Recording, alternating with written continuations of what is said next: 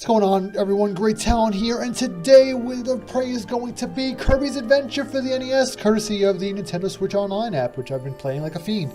So let's get in our trusty DeLorean, strap ourselves in, and go back to the early 90s when certain Pink Puffball was making his debut on the Nintendo Entertainment System. In 1983, Kirby's Adventure launched on the Nintendo Entertainment System, the NES, which was considered a very late bloomer for the console, as a successor, the Super Nintendo had already been available for 2 years.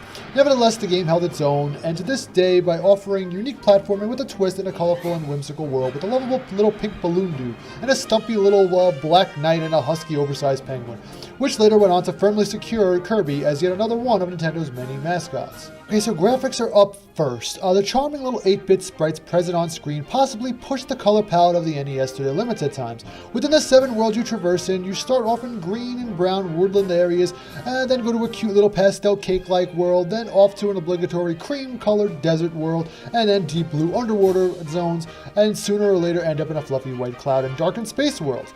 Kirby himself remains a bubblegum pink for the most of the time of the game to differentiate him from the other colorful enemies in each level, and for its time I hadn't noticed any graphical bugs or hiccups while playing on the NES Online app on my Switch.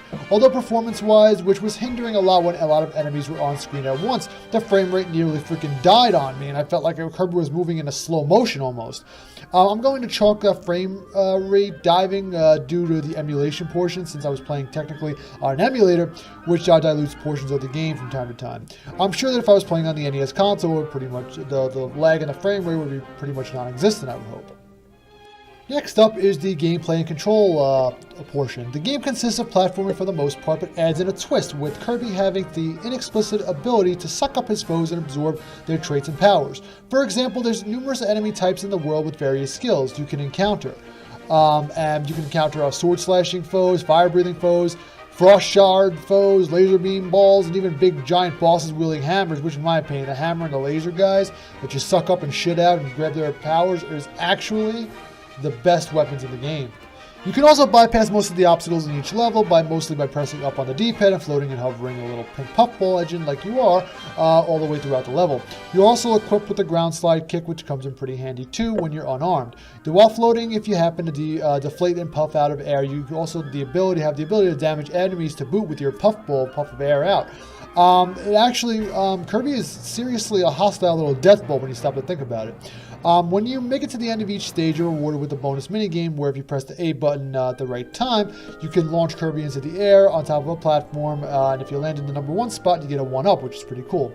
There's also light puzzles to solve in some levels which unlock new doorways and hidden switches, for example, that unlock warp zones to travel back to previous worlds. Some of these paths are unlocked by absorbing a fire power-up and breathing fire onto a wick, which is linked to a cannonball, which you have to jump in just at the right time before it's set off after igniting it with your fire breath. So cool little features like this that offsets Kirby from other platformers at the time, such as Mario and Sonic, and finds its own little niche within the 2D platforming genre. Next up, the story, narrative, and campaign. So this is just a simplistic tale of Kirby that lies in search for Star Rod pieces in order to obtain the true Star Rod in order to vanquish the nightmare creature which is plaguing Dreamland. By the time you reach the final world and duke it out with the final boss, King Dedede, you then obtain all the pieces needed of the Star Rod to take on the final set of bosses in the final world. There's very minimal text pop-up dialogue too, and the game pretty much relies on more visual demonstration to reveal what's transpiring on screen. And in the game, it actually honestly doesn't need much more explanation than that. It's pretty self-explanatory, to be honest. Gather pieces of a Star Rod, stop some Dream Devil from taking over everyone's dreams. Simple as that. And if I'm not mistaken, this may be the actual plot to one of the Nightmare on Elm Street movies. In the name of Lorik, Prince of Elves, demon be gone!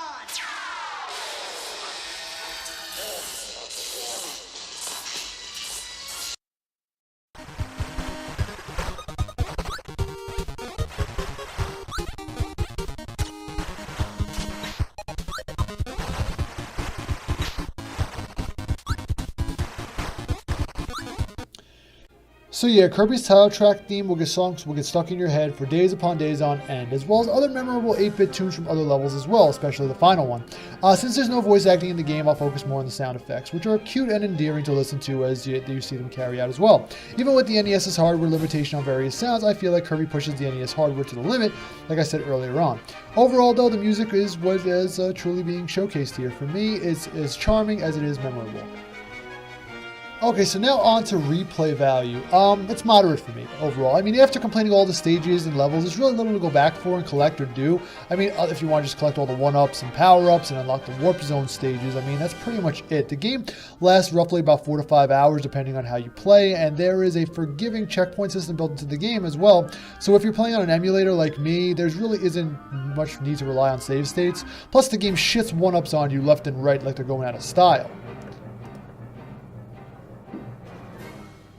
Which brings me to overall score and if it's worth your time. Kirby's Adventure is a great little debut for the little lovable pink balloon buddy. It pretty much sets up the template and foundation for most future Kirby titles by offering an interesting take on 2D platforming adventure with new gameplay mechanics never before seen at the time and gathering and changing powers to suit your needs along the way as you progress through each of the stages within the 7 available worlds. Why, yes, I say Kirby's Adventure is thoroughly worth your time and should be experienced by any fan of the 2D platforming genre and who are just looking for a little lighthearted and charming adventure in a very cute and whimsical little land. So with that being said, guys, that's my review of Kirby's Adventure on the NES. What'd you think? If you like it, give it a thumbs up. If not, why not subscribe? Be doing a ton more of these as time goes on. And also, like always, I appreciate you guys' support. Love you all out there, and you guys have a great day, and I will catch you on the next one.